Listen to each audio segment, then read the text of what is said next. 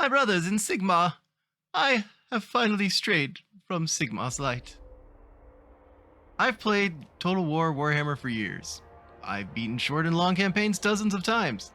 I've killed so many of Sigmar's enemies as the Emperor of Mankind and Prince of Altdorf that I made it a challenge to kill Skarbrand and Valkia before my first confederation, just so Khorne would know which side I was on.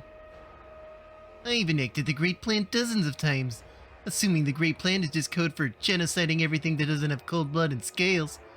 I've launched simultaneous invasions of Uthwan, the Empire, and Cathay, just to remind those Warmbloods where they really stood, and sent Croa with an army to destroy Skavenblight before it turned 20 because their stupid siege engines annoyed me.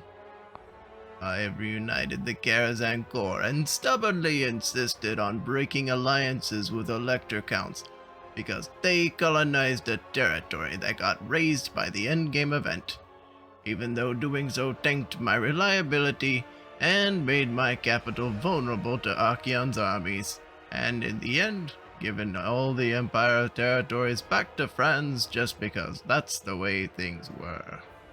I have proven the superiority of the elves and reunited the Donut, then refused to help anyone else while the world was destroyed, just because monkeys and midgets should learn to deal with their own problems. I have dragons to ride, orcs to imprison, and phoenix kings to... I have spread the love of the Dragon Emperor to every corner of the world, and spawned dozens of half-dragon children as iron and storm dragons, even a few as the sea dragon, because that boat is pretty cool. But I have never finished an evil campaign. I've never made it past turn 5 in one. I thought Torox might convince me, but he's a dumb cow, so made poor arguments. Skarbrand just kept staring at me with his one good eye, and it made me uncomfortable. Vetus's second chin just wouldn't stop jiggling in my general direction. Barathi and Malekith kept being inappropriate with each other, and Azazel just wouldn't stop watching them. And the rats, so many rats.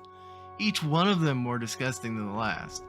I tried for every one, and then immediately played as our glorious lizard overlords did purge the filth from the face of the world. It wasn't my fault. I bought the DLC, just so I could have a fun new enemy, I said. I knew it was a lie. You don't need the DLC to fight them. Clearly, this means I have to make a tough decision, and choose between which of my two favorite campaigns to christen this new DLC with. The Glorious Empire of Man, or the Fearless Prince of Altdorf. I chose both. And, as Sigmar intended, I purged the rebels, and the beastmen, and the vampires, and the Vikings. I saved Kislev, and helped the Karazhan Corps. And then it happened. There they were. The Chorfs. It was nearly turn 100 when I first made contact with them. I saw their army, a full stack, mostly slaves, with some knockoff steam tanks and blasphemous cannonades. They would be no match for my stack of Imperial Foot, Sigmar's heirs for the win! Handgunners with Hellmaster volley guns, rocket batteries, and steam tanks. They would die. And they did. But before they died, I saw it. It was just a knockoff steam tank with a funny mortar, I said, at first. But as it fired its shot and destroyed 1/3 of my late-game infantry, I had to struggle to catch the drool leaking out of my mouth as dark whispers entered my ears. Man, what a cool firing effect, they whispered. And the train is pretty fast for artillery. And that AoE after effect looks pretty amazing. They were silenced only when I held my 3D printed witch hunter close. The slaves died en masse. More to their fire than mine, honestly. All the while, though, that mortar fired, and my army that had conquered half the Chaos Wastes without more than 20 losses in a battle was slowly whittled down, with single shots destroying more men of the Reichsguard than entire Greenskin armies had. Man, that was powerful. I should try that out just for a few turns. Sigma! And so the game ended. The menu popped up, and the whispers began anew. I found them in the race selection screen and looked through the options. Big red hat? Man, that's so stupid, I lied to myself. Sharp blue outfit? But he can't even use magic. He's probably useless. I lied again. I wasn't even trying anymore. This old man has to use a walker to. And that's when I noticed it. The whispers weren't in English. They were. They were different. It was reminiscent of my precious Scaly Boys. They were. They were actually speaking their in-universe language. My skin went cold. A damp mist formed on my brow. Man, Calazad sounds really stupid. I struggled to even form the thought that so utterly defied reality.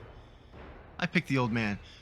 Because surely his frail form will serve as a reminder of the glory and strength of Sigmar's light.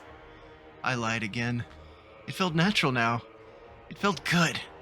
The whispers had faded into memory, and now only the sultry Khazad rants of Astrogoth Ironhand filled my mind. The first battle started quickly.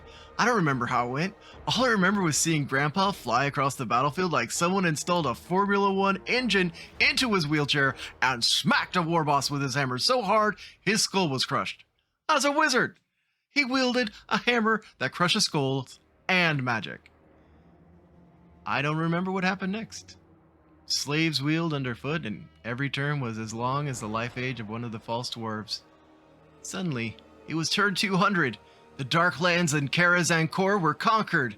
I sat atop the Tower of Zar, and my mechanical foot was wet squarely in Karl Franz's as I conquered Altdorf using an army of iron demons hauling dreadquake mortars and a single angry old man. I almost didn't even pass through the city walls.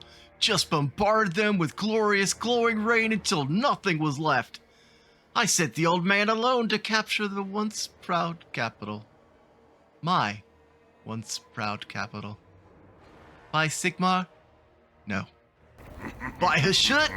Yeah!